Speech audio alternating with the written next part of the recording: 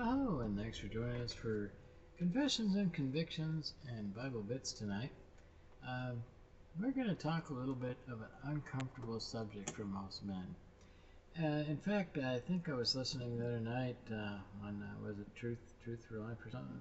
No, not the Alistair Begg, but the other guy. And said only 18% of pastors admitted that they watched porn.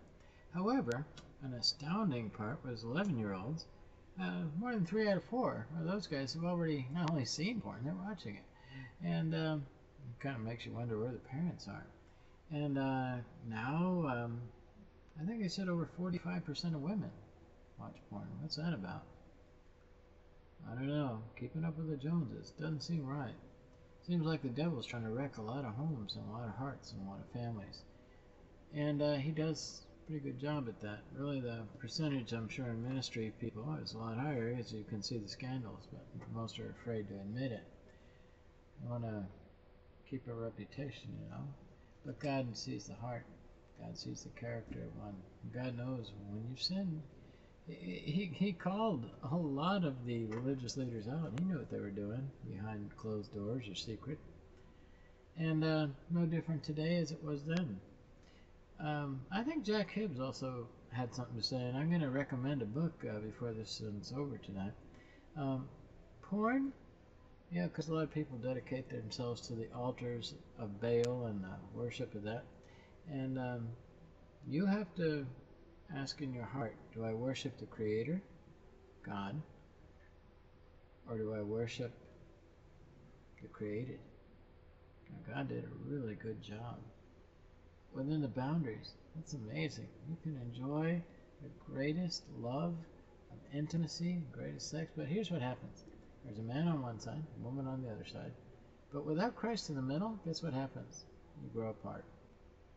But if you have Christ in the middle, I think Chip Ingram kind of diagram this. Christ in the middle, guess what? As you go toward Christ, what happens? What happens? You get closer to each other.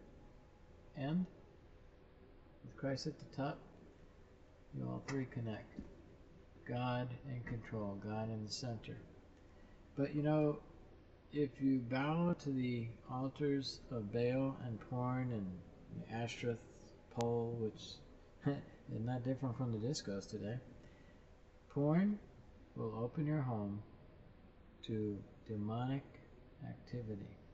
Now you might not think so. Oh, well, I just do it in secret. My wife doesn't know, or my husband doesn't know. Yeah, trust me, you feel it inside. It's kind of like a heaviness or a scum or a feeling. Ooh, it doesn't feel right. And how about the one that? Yeah, and I used to always kind of think, well, this is okay. And I think my daughter asked about this, and I foolishly at the time said, well, it's better than living with it. You know, her mom, which is my mother-in-law, yeah, it really wasn't. Didn't end up good.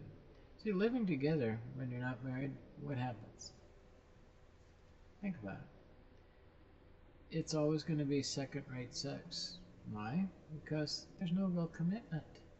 Here today, gone tomorrow. You give me what I want, I get what you want. Yeah, not good. It's temporal.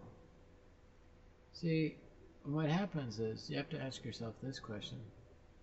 So if I give in to so-and-so, this guy or this girl, what does that say about me? And what does that say about the future?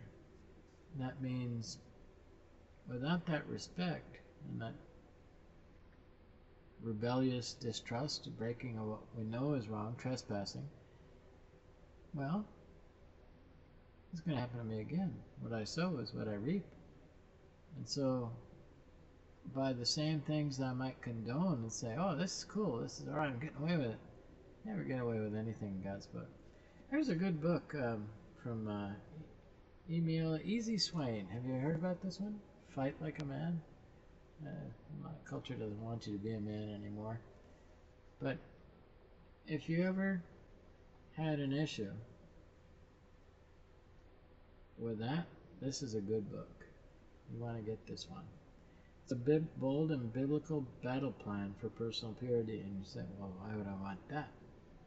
because God is holy and God is true. I like he has one principle in here. It's called nope. Anything. Oh, what does that mean? Not one peak even. In other words, the battleground is set. If you wait to get to the battle, you're already cooked. You're dead meat. But if you have a battle plan, like, remember Joseph in Potiphar's house? He refused. See, if it's made up in your mind, I'm going to honor God. I'm going to do the things that God's called me to do. I'm going to worship God. I'm going to be pure and holy. I'm going to live for God. And He's going to help me. And He will provide a way of escape. It may not be a pretty way of escape. Joseph was thrown in prison, and he stood there for a few years. But in the end, God worked in him what He needed to make him the second most powerful, the Prime Minister of Egypt. Is God working that way in you? Integrity goes a long way. So, something to think about. Leave a thought or a comment if you're so inclined, and hit subscribe. Till next time, God bless. Have a great day. Grow in grace. Love one another. Be kind and good to your neighbor. In fact, love your neighbor. Go visit him.